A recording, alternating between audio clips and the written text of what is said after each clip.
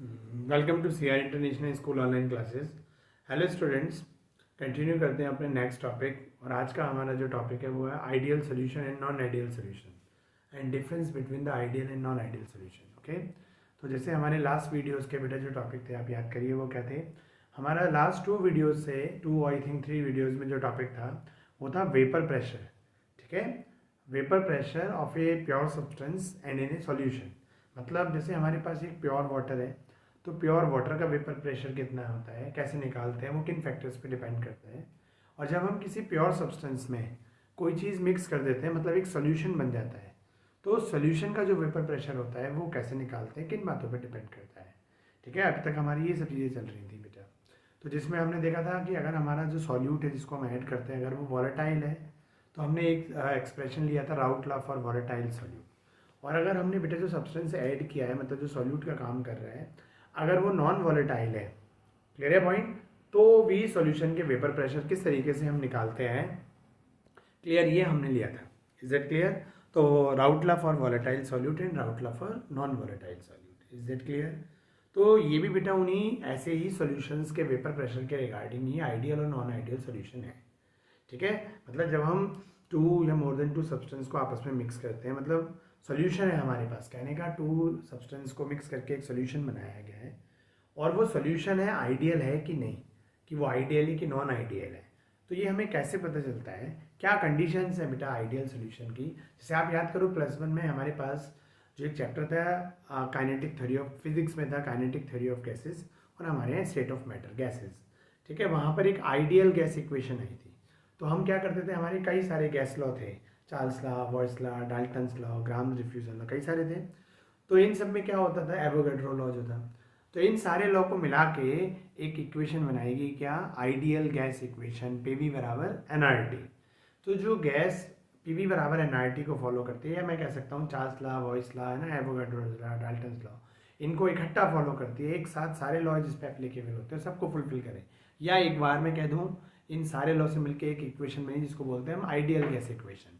तो ऐसी गैसेस जो इस आइडियल पीवी बराबर एनआरटी को फॉलो करती हैं वो हमारी क्या कहलाती हैं, आइडियल गैस कहलाती हैं। Is that clear? या पढ़ के आए हो 11th क्लास में।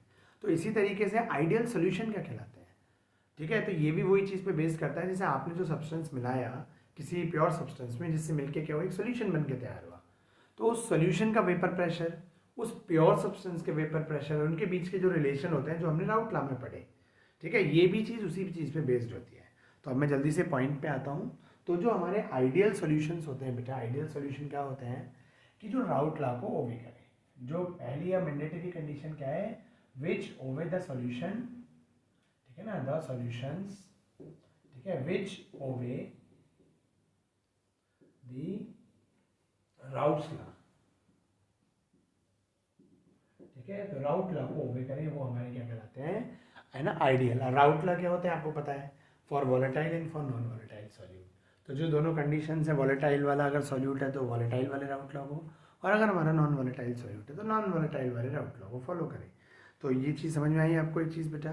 तो इस तरीके से हमारे पास पहली जो मेन कंडीशन है आइडियल सोल्यूशन की, जैसे आइडियल गैस की मेन कंडीशन क्या होती है, वो गैस जो आइडियल गैस इक्वेशन पीवी बराबर एनआरटी को फॉलो करे वो आइडियल गैस। ऐसी आइडियल सॉल्यूशन कौन से होते हैं बेटा, वो सॉल्यूशन जो राउट लॉ को ओबे करें, पहली कंडीशन। दूसरी कंडीशन क्या है बेटा हमारे पास, जब भी बेटा हम दो चीज़ों को मिलाएंगे, मतलब एक प्योर सब्सटेंस है बेटा और उसमें हमने कोई ऐड किया तो सोल्यूशन बनेगा। तो जो डेल्टा वी मिक्सचर होना चाहिए बेटा है ना, वो इक्वल टू क्या होना चाहिए, 0।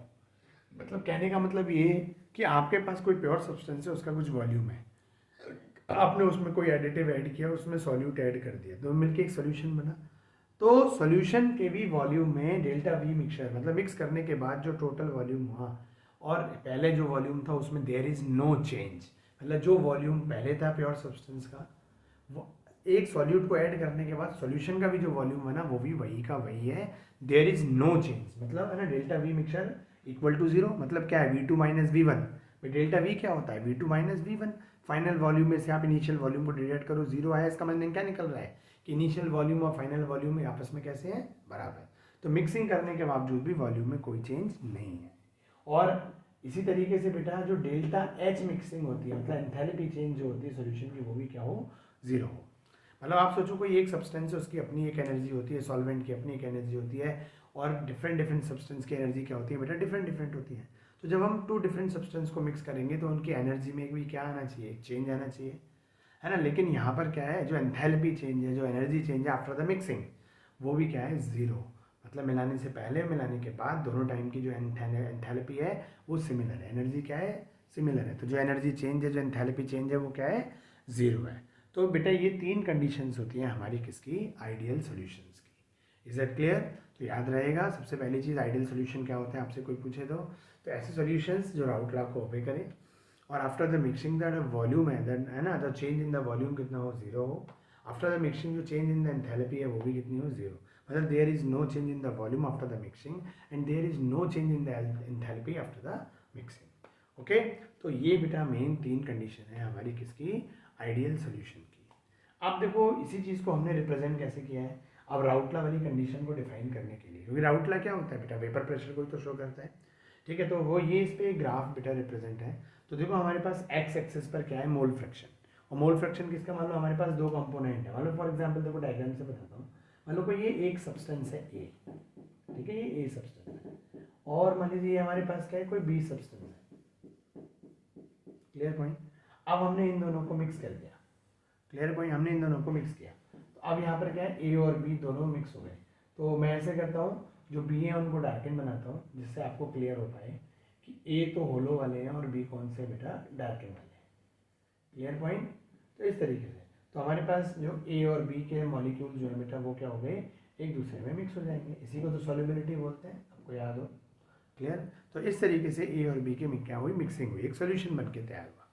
तो अब बात आती है कि जो ए सब्सटेंस है, इसका भी अगर हम केवल ए प्योर है, मतलब अभी हमने उसको बी में मिक्स नहीं किया, तो ए सब्सटेंस का भी तो अपना एक वेपर प्रेशर होगा, उसको हम किससे रिप्रेजेंट करते हैं, पी नॉट ए। याद करिए, प्योर सब्सटेंस का क्या कहलाता है, पी नॉट ए, ठीक है, और प्योर बी का क्या कहलाएगा बेटा, पी नॉट बी।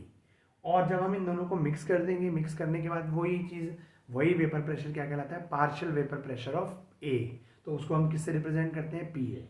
तो देखो ये जो चीज़ है बेटा, आप देख रहे हो, P A equal to P nought A X A, ये क्या है, partial vapour pressure of A. मतलब इन दोनों को मिक्स करने के बाद जो यहाँ पे पार्शियल वेपर प्रेशर होगा ए कंपोनेंट का, वो क्या होगा, P A equal to P nought A into X A.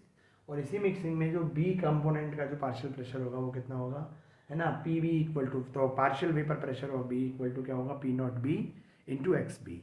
और जो दोनों को मिक्सिंग का टोटल का है ना, पी टोटल जिसको हम बोलते हैं, है ना बेटा, पी टोटल बराबर क्या होता है, P A plus P B होता है, क्लियर। तो पी टोटल हमारे पास क्या बनेगा, P A plus P B, clear. तो वो P A plus P B जो बनेगा वो बेटा हमारे पास क्या हो गया, मिक्सिंग। तो देखो इन्होंने इस चीज़ को कैसे ग्राफ से रिप्रेजेंट किया है कि हमारे पास देखो ये एक्स एक्सिस पर इन्होंने क्या लिया, मोल फ्रैक्शन लिए, किसके, ए कंपोनेंट की और बेटा बी कंपोनेंट के, क्लियर है। और जो वाई एक्सिस है, वाई एक्सिस पे क्या लिया, वेपर प्रेशर लिया, किसका, ये ए कंपोनेंट का वेपर प्रेशर है बेटा, और इस लाइन पर किसका है, आपका बी कंपोनेंट का वेपर प्रेशर। तो वाई एक्सिस पर क्या है, vapour pressure of the component A and B, और एक्स एक्सिस पर क्या है, mole fraction of component A and B. Is it clear.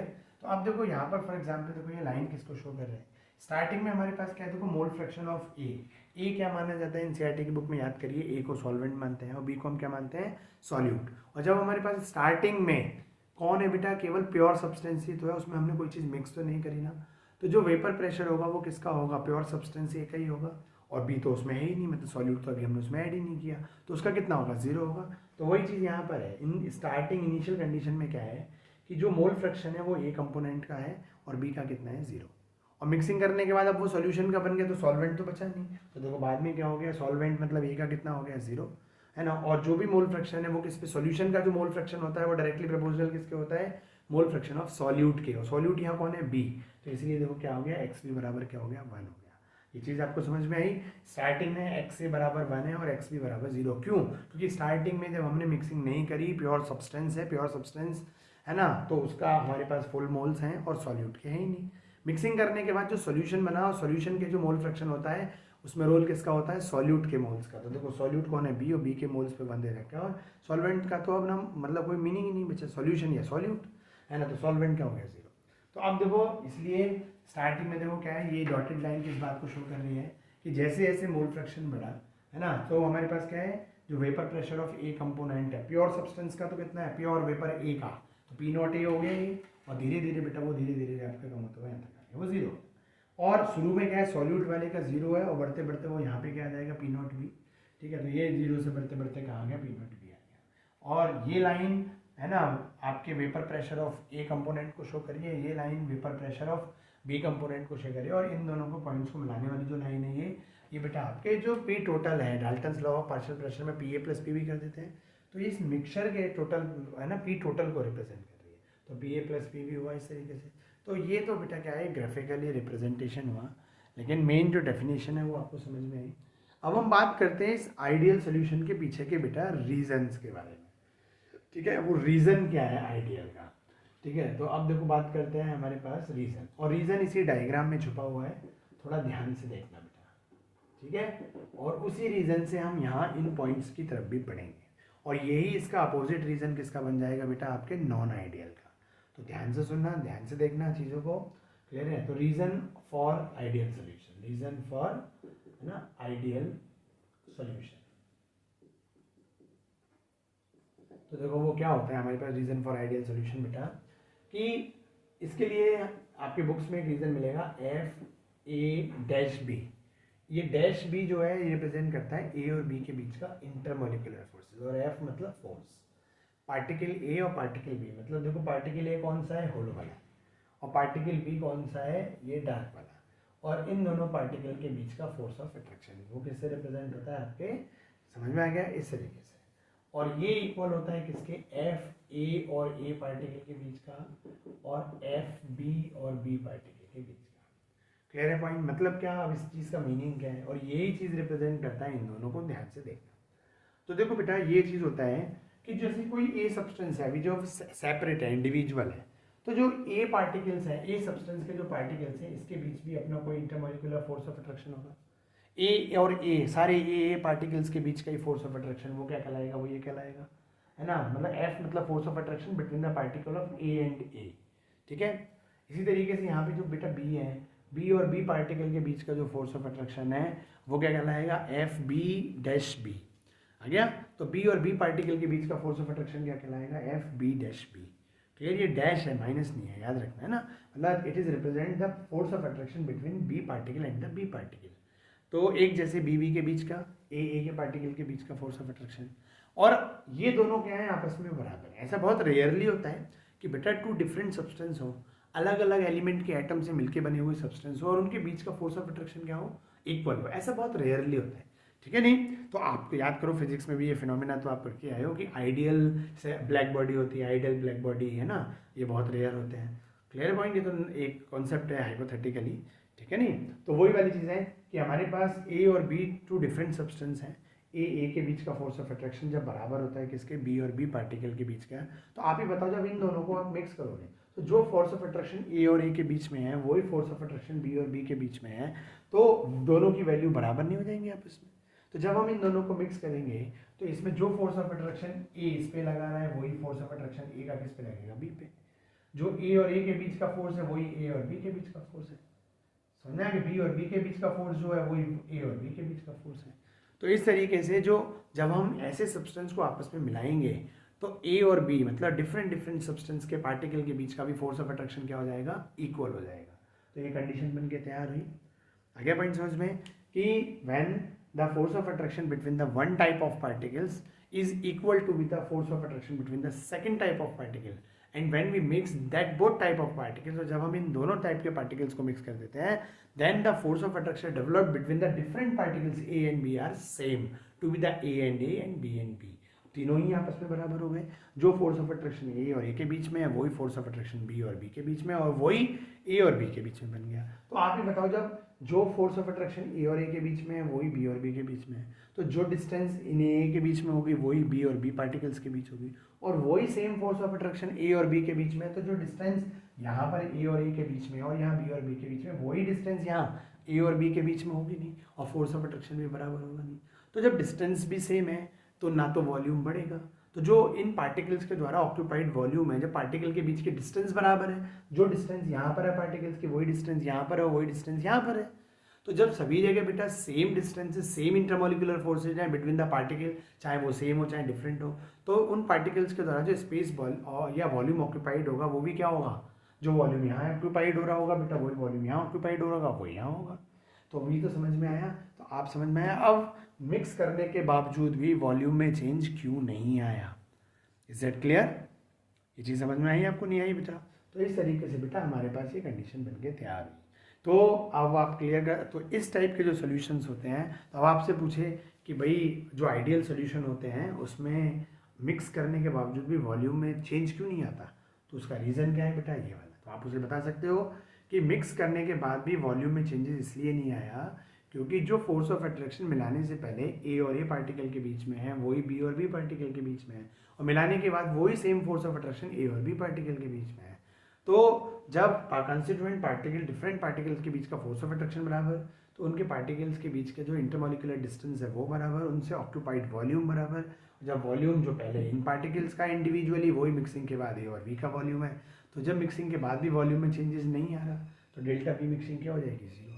और जब बेटा देखो फोर्स ऑफ अट्रैक्शन बराबर होता है तो पार्टिकल्स की जो इंटरनल एनर्जी होती है वो भी क्या होती है, सिमिलर। मतलब इस सब्सटेंस की जो फोर्स ऑफ अट्रैक्शन, जो डिस्टेंस, जो एनर्जी वही इसकी, और मिलाने के बाद इन दोनों के बीच भी फोर्स ऑफ अट्रैक्शन सेम है, डिस्टेंस भी सेम है, तो इन पार्टिकल्स के बीच की एनर्जी भी क्या रहेगी, सेम। जो एनर्जी इसकी वही एनर्जी इसकी, वही एनर्जी इनकी। तो जब मिलाने से पहले मिलाने के बाद भी पार्टिकल्स की एनर्जी क्या है, सिमिलर है।